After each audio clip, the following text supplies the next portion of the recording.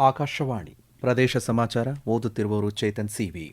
ಮುಖ್ಯಾಂಶಗಳು: Iran Israel ಸಂಘರ್ಷ ಹಿನ್ನೆಲೆ ಮಧ್ಯಪ್ರಾಚ್ಯ ರಾಷ್ಟ್ರಗಳಲ್ಲಿನ ಕನ್ನಡಿಗರ ಸುರಕ್ಷತೆ ಬಗ್ಗೆ ರಾಜ್ಯ ಸರ್ಕಾರ ಆದ್ಯತೆ. ಶಿವಮೊಗ್ಗದಲ್ಲಿ ಸಾವನ್ನಪ್ಪಿದ ಬಾಲಕನ ಕುಟುಂಬಕ್ಕೆ 15 ಲಕ್ಷ ರೂಪಾಯಿ ಪರಿಹಾರದ ಚೆಕ್ ವಿತರಿಸಿದ ಮುಖ್ಯಮಂತ್ರಿ ಸಿದ್ದರಾಮಯ್ಯ. ಕೈಗಾ ಅಣು ವಿದ್ಯುತ್ ಉತ್ಪಾದನಾ ಘಟಕಗಳ ಕಾಂಕ್ರೀಟೀಕರಣಕ್ಕೆ ಅಣುಶಕ್ತಿ ಆಯೋಗದ ಅಧ್ಯಕ್ಷ ಡಾ ಅಜಿತ್ ಮೊಹಂತಿ ಚಾಲನೆ. ಮಾದಕ ದ್ರವ್ಯ ಮುಕ್ತ ಕರ್ನಾಟಕಕ್ಕೆ ಪಣ, ರಾಜ್ಯದ ವಿವಿಧೆಡೆ ಪೊಲೀಸ್ ಇಲಾಖೆಯಿಂದ ಮ್ಯಾರಥಾನ್. ರಾಜ್ಯದಲ್ಲಿ ಕಾನೂನು ಸುವ್ಯವಸ್ಥೆ ಸಂಪೂರ್ಣ ವಿಫಲ, ಸಂಸದ ಬಸವರಾಜ ಬೊಮ್ಮಾಯಿ ಆರೋಪ. ವಾರ್ತೆಗಳ ವಿವರ. ಇಸ್ರೇಲ್ ಹಾಗೂ ಇರಾನ್ ನಡುವಿನ ಸಂಘರ್ಷದಿಂದಾಗಿ ಇರಾನ್, ಕತಾರ್ ಸೇರಿದಂತೆ ಮಧ್ಯಪ್ರಾಚ್ಯ ರಾಷ್ಟ್ರಗಳಲ್ಲಿ ನೆಲೆಸಿರುವಂತಹ ಕನ್ನಡಿಗರ ಸುರಕ್ಷತೆಯನ್ನು ರಾಜ್ಯ ಸರ್ಕಾರ ಅತ್ಯಂತ ಗಂಭೀರವಾಗಿ ಪರಿಗಣಿಸಿದೆ ಎಂದು ಮುಖ್ಯಮಂತ್ರಿ ಸಿದ್ದರಾಮಯ್ಯ ತಿಳಿಸಿದ್ದಾರೆ.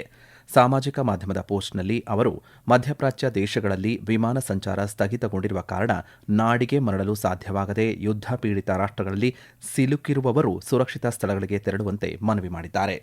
ಪ್ರತಿಯೊಬ್ಬ ಕನ್ನಡಿಗನ ಸುರಕ್ಷತೆ ಸರ್ಕಾರದ ಆದ್ಯತೆಯಾಗಿದ್ದು, ಈ ನಿಟ್ಟಿನಲ್ಲಿ ಕಾರ್ಯಪ್ರವೃತ್ತರಾಗಿರುವುದಾಗಿ ಅವರು ತಿಳಿಸಿದ್ದಾರೆ. ಬಳ್ಳಾರಿ ಮೂಲಕ 32 ಮಂದಿ ದುಬೈನಲ್ಲಿ ಸಿಲುಕಿರುವ ಬಗ್ಗೆ ಮಾಜಿ ಸಚಿವ ನಾಗೇಂದ್ರ ಮಾಹಿತಿಯನ್ನು ನೀಡಿದ್ದು, ಅವರ ಸುರಕ್ಷತೆ ಬಗ್ಗೆಯೂ ಕ್ರಮ ಕೈಗೊಳ್ಳಲಾಗುತ್ತಿದೆ ಎಂದು ಹೇಳಿದ್ದಾರೆ. ಇದೇ ವೇಳೆ ಸ್ಥಳೀಯ ಅಧಿಕಾರಿಗಳು ಮತ್ತು ಭಾರತೀಯ ರಾಯಭಾರ ಕಚೇರಿಗಳು ನೀಡುವ ಸಲಹೆಗಳನ್ನು ಕಟ್ಟುನಿಟ್ಟಾಗಿ ಪಾಲಿಸುವಂತೆ ಅವರು ಮನವಿ ಮಾಡಿದ್ದಾರೆ. ಇರಾನ್ ಹಾಗೂ ಅಮೆರಿಕ, ಇಸ್ರೇಲ್ ನಡುವೆ ಸಂಘರ್ಷ ನಡೆಯುತ್ತಿರುವ ಹಿನ್ನೆಲೆಯಲ್ಲಿ ಇರಾನ್, ದುಬೈ ಸೇರಿದಂತೆ ಹಲವೆಡೆ ಸಿಲುಕಿರುವ ಕನ್ನಡಿಗರನ್ನು ರಕ್ಷಿಸುವುದು ಸರ್ಕಾರದ ಆದ್ಯ ಕರ್ತವ್ಯವಾಗಿದೆ ಎಂದು ಉಪಮುಖ್ಯಮಂತ್ರಿ ಡಿಕೆ ಶಿವಕುಮಾರ್ ತಿಳಿಸಿದ್ದಾರೆ. ಚಿಕ್ಕಮಗಳೂರಿನ ಬಾಳೆಹೊನ್ನೂರಿನಲ್ಲಿ ಸುದ್ದಿಗಾರರೊಂದಿಗೆ ಮಾತನಾಡಿದಂತಹ ಅವರು, ಸರ್ಕಾರ ಕನ್ನಡಿಗರೊಂದಿಗೆ ಸಂಪರ್ಕದಲ್ಲಿದೆ. ವಿದೇಶಾಂಗ ಇಲಾಖೆಯ ಹೆಚ್ಚಿನ ಮಾಹಿತಿ ಬಂದ ಬಳಿಕ ಕನ್ನಡಿಗರ ನೆರವಿಗೆ ಎಲ್ಲಾ ರೀತಿಯ ಕ್ರಮ ಕೈಗೊಳ್ಳಲಾಗುವುದು ಎಂದು ಅವರು ತಿಳಿಸಿದ್ದಾರೆ. ಇರಾನ್ ಇಸ್ರೇಲ್ ಸಂಘರ್ಷದಿಂದಾಗಿ ಮಧ್ಯಪ್ರಾಚ್ಯ ಮತ್ತು ಕೊಲ್ಲಿ ರಾಷ್ಟ್ರಗಳಲ್ಲಿ ಜನರು ಭಯಭೀತರಾಗಿದ್ದಾರೆ. ಈ ದೇಶಗಳಲ್ಲಿ ರಾಜ್ಯದ ಹಲವರು ಸಿಲುಕಿರುವ ಬಗ್ಗೆ ಮಾಹಿತಿ ಲಭ್ಯವಾಗಿದ್ದು, ಬೆಂಗಳೂರು ಗ್ರಾಮಾಂತರ ಜಿಲ್ಲೆಯ ಯಾರಾದರೂ ಸಂಕಷ್ಟ ಅನುಭವಿಸುತ್ತಿದ್ದರೆ ಸಹಾಯವಾಣಿ ಸಂಖ್ಯೆಯನ್ನು ಸಂಪರ್ಕಿಸಬಹುದಾಗಿದೆ. ಕತಾರ್ ಸಹಾಯವಾಣಿ ಸಂಖ್ಯೆ ಇಂತಿದೆ: 00-95555647502. ಬಹ್ರೈನ್ 00-973-394180. ಜೋರ್ಡಾನ್ ಸಂಖ್ಯೆ ಇಂತಿದೆ: 00-62770422. ಒಮಾನ್ 800-71234. ವಾಟ್ಸ್ಆಪ್ ಸಂಖ್ಯೆ 968988282270. ಇರಾಕ್ 964771651185. 9647704444. ಕುವೈತ್ 965655501946. ಪ್ಯಾಲೆಸ್ತೈನ್ 975059291618. ಈ ಸಂಖ್ಯೆಗಳಿಗೆ ಸಂಪರ್ಕಿಸಬಹುದಾಗಿದೆ. ಬೆಂಗಳೂರು ಗ್ರಾಮಾಂತರ ಜಿಲ್ಲಾ ಕಚೇರಿಯ ವಿಪತ್ತು ನಿರ್ವಹಣಾ ಕೇಂದ್ರದ ದೂರವಾಣಿ ಸಂಖ್ಯೆ 08028388005. ಇಲ್ಲಿಗೆ ಕರೆ ಮಾಡಿ ಮಾಹಿತಿ ನೀಡುವಂತೆ ಬೆಂಗಳೂರು ಗ್ರಾಮಾಂತರ ಜಿಲ್ಲಾಧಿಕಾರಿ ಡಾ ಕೆಎನ್ ಅನುರಾಧ ಪ್ರಕಟಣೆಯಲ್ಲಿ ತಿಳಿಸಿದ್ದಾರೆ. ಇಸ್ರೇಲ್ ಇರಾನ್ ಸಂಘರ್ಷದ ಹಿನ್ನೆಲೆಯಲ್ಲಿ ಮಂಗಳೂರು ವಿಮಾನ ನಿಲ್ದಾಣದಿಂದ ಗಲ್ಫ್ ರಾಷ್ಟ್ರಗಳಿಗೆ ತೆರಳುವ ವಿಮಾನಗಳ ಸಂಚಾರದಲ್ಲಿ ವ್ಯತ್ಯಯ ಉಂಟಾಗಿದೆ. ಮಧ್ಯಪ್ರಾಚ್ಯದ ಕಡೆಗೆ ತೆರಳುವ ವಿಮಾನಗಳಿಗೆ ಮಂಗಳೂರಿನಿಂದ ನೇರ ಮಾರ್ಗ ಇಲ್ಲದ ಕಾರಣ ಗಲ್ಫ್ ರಾಷ್ಟ್ರಗಳಿಗೆ ತೆರಳಿ ನಂತರ ಸಂಚಾರ ಮುಂದುವರಿಸಬೇಕಾಗಿತ್ತು. ಹೀಗಾಗಿ ಮಂಗಳೂರು ವಿಮಾನ ನಿಲ್ದಾಣದಿಂದ ಗಲ್ಫ್ ರಾಷ್ಟ್ರಗಳತ್ತ ಹೊರಟ ಕೆಲವು ವಿಮಾನಗಳನ್ನು ಬೇರೆ ಏರ್ಪೋರ್ಟ್ಗಳಲ್ಲಿ ಇಳಿಸಲಾಗಿದ್ದರೆ, ಇನ್ನೂ ಕೆಲವು ವಿಮಾನಗಳು ಮಂಗಳೂರಿಗೆ ಮರಳಿವೆ. ಗಲ್ಫ್ ರಾಷ್ಟ್ರಗಳಿಂದ ಮಂಗಳೂರಿಗೆ ಆಗಮಿಸಬೇಕಾಗಿದ್ದಂತಹ ಕೆಲವು ವಿಮಾನಗಳ ಸಂಚಾರವನ್ನು ರದ್ದು ಮಾಡಲಾಗಿದೆ. ಹಲವು ವಿಮಾನಗಳ ಸಂಚಾರವನ್ನು ರದ್ದು ಮಾಡಲಾಗಿದೆ ಎಂದು ವಿಮಾನ ನಿಲ್ದಾಣದ ಪ್ರಕಟಣೆ ತಿಳಿಸಿದೆ. ದುಬೈನಲ್ಲಿ ಅಂತಾರಾಷ್ಟ್ರೀಯ ವಿಮಾನ ಹಾರಾಟ ಸ್ಥಗಿತಗೊಳಿಸಿರುವ ಹಿನ್ನೆಲೆಯಲ್ಲಿ ಬಳ್ಳಾರಿ ನಗರ ಶಾಸಕ ಭರತ್ ರೆಡ್ಡಿ ಸೇರಿದಂತೆ ಜಿಲ್ಲೆಯಿಂದ ಪ್ರವಾಸಕ್ಕೆ ತೆರಳಿದ್ದ 35ಕ್ಕೂ ಹೆಚ್ಚು ಜನರು ದುಬೈನಲ್ಲಿ ಸಿಲುಕಿದ್ದಾರೆ. ಶಾಸಕ ಭರತ್ ರೆಡ್ಡಿ ದುಬೈ ಪ್ರವಾಸಕ್ಕೆ ಕುಟುಂಬ ಸಮೇತ ತೆರಳಿದ್ದರು. ಈಗ ಅವರು ಸೇರಿದಂತೆ ಎಲ್ಲರೂ ದುಬೈನಲ್ಲಿ ಸುರಕ್ಷಿತವಾಗಿದ್ದಾರೆ ಎಂದು ತಿಳಿದುಬಂದಿದೆ. ಪ್ರದೇಶ ಸಮಾಚಾರ ಕೇಳುತ್ತಿದ್ದೀರಿ.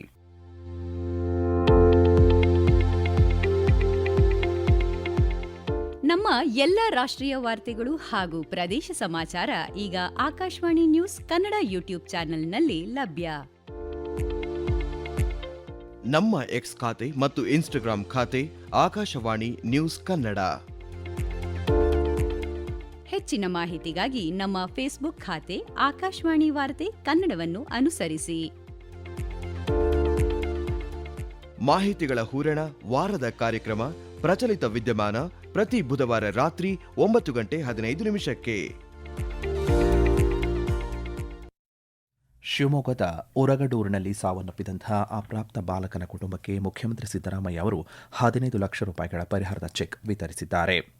ಶಿವಮೊಗ್ಗ ವಿಮಾನ ನಿಲ್ದಾಣದಲ್ಲಿ ಬಾಲಕ ಸಂಕೇತ್ನ ತಂದೆ ಕುಮಾರ್ ಮತ್ತು ತಾಯಿ ಮಂಜುಳಾಗೆ ಚೆಕ್ ಹಸ್ತಾಂತರಿಸಿದರು. ಮುಖ್ಯಮಂತ್ರಿ ಪರಿಹಾರ ನಿಧಿಯಿಂದ 10 ಲಕ್ಷ ರೂಪಾಯಿ ಹಾಗೂ ಶಿಕ್ಷಣ ಇಲಾಖೆಯಿಂದ 5 ಲಕ್ಷ ಪರಿಹಾರವನ್ನು ನೀಡಿ ಸಾಂತ್ವನ ಹೇಳಿದ್ದಾರೆ. ಬಳಿಕ ಸುದ್ದಿಗಾರರೊಂದಿಗೆ ಮಾತನಾಡಿದಂತಹ ಮುಖ್ಯಮಂತ್ರಿ ಸಿದ್ದರಾಮಯ್ಯ ಅವರು ಮಧ್ಯಪ್ರಾಚ್ಯ ರಾಷ್ಟ್ರಗಳಲ್ಲಿ ಸಿಲುಕಿರುವ ಕನ್ನಡಿಗರ ರಕ್ಷಣೆಗೆ ಸರ್ಕಾರ ಅಗತ್ಯ ಕ್ರಮ ಕೈಗೊಂಡಿದೆ ಎಂದು ಸ್ಪಷ್ಟಪಡಿಸಿದ್ದಾರೆ. ದೇಶದ ಪ್ರಮುಖ ಅಣು ವಿದ್ಯುತ್ ಉತ್ಪಾದನಾ ಘಟಕದಲ್ಲಿ ಒಂದಾದಂತಹ ಉತ್ತರ ಕನ್ನಡ ಜಿಲ್ಲೆಯ ಕೈಗಾದಲ್ಲಿ 21,000 ಕೋಟಿ ವೆಚ್ಚದಲ್ಲಿ 5 ಮತ್ತು 6ನೇ ಅಣು ವಿದ್ಯುತ್ ಘಟಕ ನಿರ್ಮಾಣವಾಗುತ್ತಿದೆ. ಈ ಘಟಕಗಳ ನಿರ್ಮಾಣ ಕಾರ್ಯದ ಕಾಂಕ್ರೀಟೀಕರಣಕ್ಕೆ ಇಂದು ಅಣುಶಕ್ತಿ ಆಯೋಗದ ಅಧ್ಯಕ್ಷ ಡಾ ಅಜಿತ್ ಕುಮಾರ್ ಮೊಹಾಂತಿ ಚಾಲನೆಯನ್ನು ನೀಡಿದರು. ಕಾರವಾರ ತಾಲೂಕಿನ ಕೈಗಾದಲ್ಲಿ 2000 ಇಸ್ವಿಯಲ್ಲಿ ಕೈಗಾ ಅಣು ವಿದ್ಯುತ್ ಉತ್ಪಾದನೆ ಕೇಂದ್ರ ಪ್ರಾರಂಭಗೊಂಡಿತ್ತು. ಪ್ರಸ್ತುತ 220 ಮೆಗಾವ್ಯಾಟ್ ಸಾಮರ್ಥ್ಯದ ಈ ಅಣು ಘಟಕಗಳು ವಿದ್ಯುತ್ ಉತ್ಪಾದನೆಯನ್ನು ನಡೆಸುತ್ತಿವೆ. ಈ 4 ಘಟಕದಿಂದ 2280 ಮೆಗಾವ್ಯಾಟ್ ವಿದ್ಯುತ್ ಉತ್ಪಾದನೆಯಾಗುತ್ತಿದೆ. ವಿದ್ಯುತ್ ಉತ್ಪಾದನೆ ಬೇಡಿಕೆ ಹಿನ್ನೆಲೆಯಲ್ಲಿ ತಲಾ 700 ಮೆಗಾವ್ಯಾಟ್ನ ಗುರಿಯೊಂದಿಗೆ 2025ರಲ್ಲಿ 5 ಮತ್ತು 6ನೇ ಘಟಕ ಕಾಮಗಾರಿಗೆ ಚಾಲನೆಯನ್ನು ನೀಡಲಾಗಿತ್ತು. ಈ ಘಟಕಗಳು 2030ರ ವೇಳೆಗೆ ನಿರ್ಮಾಣ ಕಾಮಗಾರಿ ಮುಗಿಸುವ ಗುರಿಯನ್ನು ಹೊಂದಲಾಗಿದೆ. ಬೆಂಗಳೂರು ಗ್ರಾಮಾಂತರ ಜಿಲ್ಲೆಯ ದೊಡ್ಡಬಳ್ಳಾಪುರ, ನೆಲಮಂಗಲ, ಹೊಸಕೋಟೆಯಲ್ಲಿ ಇಂದು ಜಿಲ್ಲಾ ಪೊಲೀಸ್ ಇಲಾಖೆ ವತಿಯಿಂದ ಡ್ರಗ್ಸ್ ಮುಕ್ತ ಕರ್ನಾಟಕ ಘೋಷವಾಕ್ಯದೊಂದಿಗೆ ಮಾದಕ ವಸ್ತುಗಳ ದುಷ್ಪರಿಣಾಮಗಳ ಕುರಿತು ಜಾಗೃತಿ ಮೂಡಿಸಲು ಮ್ಯಾರಥಾನ್ ಹಮ್ಮಿಕೊಳ್ಳಲಾಗಿತ್ತು. ದೊಡ್ಡಬಳ್ಳಾಪುರದಲ್ಲಿ ಮ್ಯಾರಥಾನ್ಗೆ ಚಾಲನೆ ನೀಡಿದಂತಹ ಜಿಲ್ಲಾ ಪೊಲೀಸ್ ಅಧೀಕ್ಷಕ ಚಂದ್ರಕಾಂತ್, ಮಾದಕ ವಸ್ತುಗಳಿಂದ ಆರೋಗ್ಯಕ್ಕೆ ಹಾನಿಯಾಗುವುದಲ್ಲದೆ ದೇಶದ ಭದ್ರತೆ ಹಾಗೂ ಅಭಿವೃದ್ಧಿಗೂ ಮಾರಕವಾಗಲಿದೆ. ಯುವಕರು ದುಶ್ಚಟಗಳಿಂದ ದೂರ ಇರುವಂತೆ ಅವರು ಕರೆ ನೀಡಿದ್ದಾರೆ. ಚಾಮರಾಜನಗರ ಜಿಲ್ಲಾ ಪೊಲೀಸ್ ಇಲಾಖೆ ವತಿಯಿಂದ ಕರ್ನಾಟಕ ಪೊಲೀಸ್ ರನ್ ಅಭಿಯಾನದಡಿ ಸೈಬರ್ ಅಪರಾಧಗಳ ಕುರಿತು ಅರಿವು ಮೂಡಿಸುವ ಸಂಬಂಧ ಮ್ಯಾರಥಾನ್ ಓಟ ನಡೆಸಿತು. ಜಿಲ್ಲಾ ಪೊಲೀಸ್ ಕವಾಯತು ಮೈದಾನದಿಂದ ಆರಂಭಗೊಂಡ ಓಟವು ಜೋಡಿ ರಸ್ತೆ, ಭುವನೇಶ್ವರ ವೃತ್ತ, ಡಿವಿಷನ್ ರಸ್ತೆ, ಸಂತೇಮರಹಳ್ಳಿ ವೃತ್ತ, ಸರ್ಕಾರಿ ಪಾಲಿಟೆಕ್ನಿಕ್ ಕಾಲೇಜಿನಿಂದ ಸಾಗಿ ಪೊಲೀಸ್ ಕವಾಯತು ಮೈದಾನದಲ್ಲಿ ಕೊನೆಗೊಂಡಿತು. ಹುಬ್ಬಳ್ಳಿ ಧಾರವಾಡ ಪೊಲೀಸ್ ಕಮಿಷನರೇಟ್ ಮತ್ತು ಧಾರವಾಡ ಜಿಲ್ಲಾ ಪೊಲೀಸ್ ಸಹಯೋಗದಲ್ಲಿ ನಮ್ಮ ಪೊಲೀಸ್ ನಮ್ಮ ಹೆಮ್ಮೆ ಎಂಬ ಶೀರ್ಷಿಕೆ ಅಡಿಯಲ್ಲಿ ಫಿಟ್ನೆಸ್ ಫಾರ್ ಆಲ್, ಡ್ರಗ್ ಮುಕ್ತ ಕರ್ನಾಟಕ ಮತ್ತು ಸೈಬರ್ ಕ್ರೈಂ ಜಾಗೃತಿ ವಿಷಯಗಳ ಧ್ಯೇಯ ವಾಕ್ಯದೊಂದಿಗೆ ಪೊಲೀಸರು ಮ್ಯಾರಥಾನ್ ಮೂಲಕ ಜಾಗೃತಿಯನ್ನು ಮೂಡಿಸಿದರು. ಪೊಲೀಸ್ ಆಯುಕ್ತ ಎನ್ ಶಶಿಕುಮಾರ್ ಮಾತನಾಡಿ, ಯುವ ಸಮುದಾಯ ಮಾದಕ ವಸ್ತುಗಳಂಥ ಜಾಲಕ್ಕೆ ಸಿಲುಕಿ ತಮ್ಮ ಜೀವನ ಹಾಳು ಮಾಡಿಕೊಳ್ಳುತ್ತಿದ್ದಾರೆ ಎಂದು ಕಳವಳ ವ್ಯಕ್ತಪಡಿಸಿದರು. 3-4 ಉದ್ದೇಶಗಳನ್ನ ಇಟ್ಕೊಂಡು ಈ ಒಂದು ಪೊಲೀಸ್ ರನ್ ಮ್ಯಾರಥಾನ್ನ ಆರ್ಗನೈಸ್ ಮಾಡಲಾಗಿದೆ. ಒಂದು ಡ್ರಗ್ ಮುಕ್ತ ಕರ್ನಾಟಕ, ಆರೋಗ್ಯಕರವಾಗಿರುವಂತಹ ಸ್ಟೇ ಫಿಟ್ ಕರ್ನಾಟಕ, ಅದೇ ರೀತಿ ರಸ್ತೆ ಸುರಕ್ಷೆ ನಿಯಮಗಳನ್ನು ಪಾಲನೆ ಮಾಡಬೇಕು ಅನ್ನುವಂಥದ್ದು, ಮತ್ತೆ ಎಲ್ಲದಕ್ಕಿಂತ ಮುಖ್ಯವಾಗಿ ನಮ್ಮ ಪೊಲೀಸ್ ನಮ್ಮ ಹೆಮ್ಮೆ ಅಂತ. ಯಾಕಂದ್ರೆ 24 ಗಂಟೆಗಳ ಕಾಲ ದಿನದ ಮತ್ತು ವರ್ಷದ 365 ದಿನಗಳ ಕಾಲ ನಮ್ಮ ಪೊಲೀಸ್ ಇಲಾಖೆ ನಿರಂತರವಾಗಿ ಕೆಲಸ ನಿರ್ವಹಿಸ್ತಾ ಇರುತ್ತೆ. ಸಾರ್ವಜನಿಕರನ್ನ ಕೂಡ ಜನಸ್ನೇಹಿಯಾಗಿ ಪೊಲೀಸ್ ಇಲಾಖೆಯ ಜೊತೆ ತೊಡಗಿಸಿಕೊಂಡು ಈ ಒಂದು ಮ್ಯಾರಥಾನ್ ಆರ್ಗನೈಸ್ ಮಾಡಲಾಗಿದೆ. ಫಿಟ್ನೆಸ್ ಬಹಳ ಮುಖ್ಯ ಆಗುತ್ತೆ, ಅದನ್ನೆಲ್ಲರೂ ಕೂಡ ರೂಢಿಸಿಕೋಬೇಕು. ರಾಜ್ಯ ಆಯವ್ಯಯದ ಬಳಿಕ ಸರ್ಕಾರದೊಂದಿಗಿನ ಆಂತರಿಕ ಬಿಕ್ಕಟ್ಟು ತೀವ್ರಗೊಳ್ಳಲಿದೆ ಎಂದು ಮಾಜಿ ಮುಖ್ಯಮಂತ್ರಿ ಬಸವರಾಜ ಬೊಮ್ಮಾಯಿ ಅಭಿಪ್ರಾಯಪಟ್ಟಿದ್ದಾರೆ. ಹಾವೇರಿಯಲ್ಲಿಂದು ಸುದ್ದಿಗಾರರೊಂದಿಗೆ ಮಾತನಾಡಿದಂತಹ ಅವರು, ರಾಜ್ಯದ ಜನತೆ ಸರ್ಕಾರದ ಮೇಲಿನ ನಂಬಿಕೆಯನ್ನು ಸಂಪೂರ್ಣವಾಗಿ ಕಳೆದುಕೊಂಡಿದ್ದಾರೆ. ರಾಜ್ಯದಲ್ಲಿ ಕಾನೂನು ಸುವ್ಯವಸ್ಥೆ ಕಾಪಾಡುವಲ್ಲಿ ಸರ್ಕಾರ ಸಂಪೂರ್ಣ ವಿಫಲವಾಗಿದೆ ಎಂದು ದೂರಿದ್ದಾರೆ. ರಾಜ್ಯದ ವಿವಿಧೆಡೆ ಇಂದು ಜಗದ್ಗುರು ರೇಣುಕಾಚಾರ್ಯರ ಜಯಂತಿಯನ್ನು ಆಚರಣೆ ಮಾಡಲಾಯಿತು. ದೊಡ್ಡಬಳ್ಳಾಪುರದಲ್ಲಿ ರಾಷ್ಟ್ರೀಯ ಹಬ್ಬಗಳ ಆಚರಣಾ ಸಮಿತಿಯ ವತಿಯಿಂದ ನಗರಸಭೆ ಸ್ಥಾಯಿ ಸಮಿತಿ ಅಧ್ಯಕ್ಷ ವಿಎಸ್ ರವಿಕುಮಾರ್ ಮಾತನಾಡಿ, ಜಗದ್ಗುರು ರೇಣುಕಾಚಾರ್ಯರು ವೀರಶೈವ ಧರ್ಮದ ಮಹಾನ್ ಶರಣ ಮತ್ತು ಗುರುಗಳಲ್ಲಿ ಒಬ್ಬರಾಗಿದ್ದಾರೆ ಎಂದು ತಿಳಿಸಿದ್ದಾರೆ. ಕೊನೆಯಲ್ಲಿ ಮತ್ತೊಮ್ಮೆ ಮುಖ್ಯಾಂಶಗಳು.